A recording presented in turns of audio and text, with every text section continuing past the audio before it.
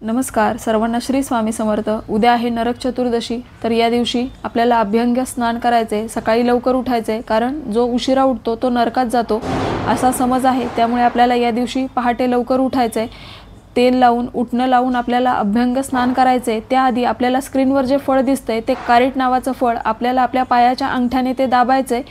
ते फोडल्यावर आपल्याला ते डस्टबिनमध्ये टाकून द्यायचे आणि स्वच्छ आंघोळ करायची आहे। या दिवशी नक्कीच उठणं लावून आंघोळ करा, कारण हे अभ्यंग स्नान करायचं असतं। उठणं म्हणजे उठा, जागे व्हा, आपले मन, आत्मा, शरीर एवढे पवित्र करा की प्रत्यक्ष परमात्म्याने त्यात वास केला पाहिजे।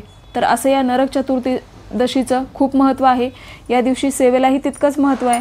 त्यामुळे या दिवशी विष्णू सहस्रनाम 1 वेळा, गीतेचा 15वा अध्याय एकदा, गीतेची 18 नावे एकदा आणि व्यंकटेश स्तोत्र 1 वेळा आपल्याला नक्कीच पठण करायचं आहे। तर अशी ही छोटी दिवाळी आपल्याला साजरी करायची आहे। तर उद्या नरक चतुर्थीला या गोष्टी नक्कीच करा। शक्य होईल तेवढे पहाटे लवकर उठा, आपलं घर रोषणाईने उजळून टाका, म्हणजे सगळीकडे मुख्य दरवाजामध्ये, देवाऱ्यामध्ये, आपल्या घरामध्ये दिवे लावा। घरातील लहान मुले, वयस्कर लोक सगळ्यांना उठणं लावून छान आंघोळ करायची। तर ही छोटीशी माहिती जी मला तुमच्यापर्यंत पोचवायची होती। सर्वांना श्री स्वामी समर्थ।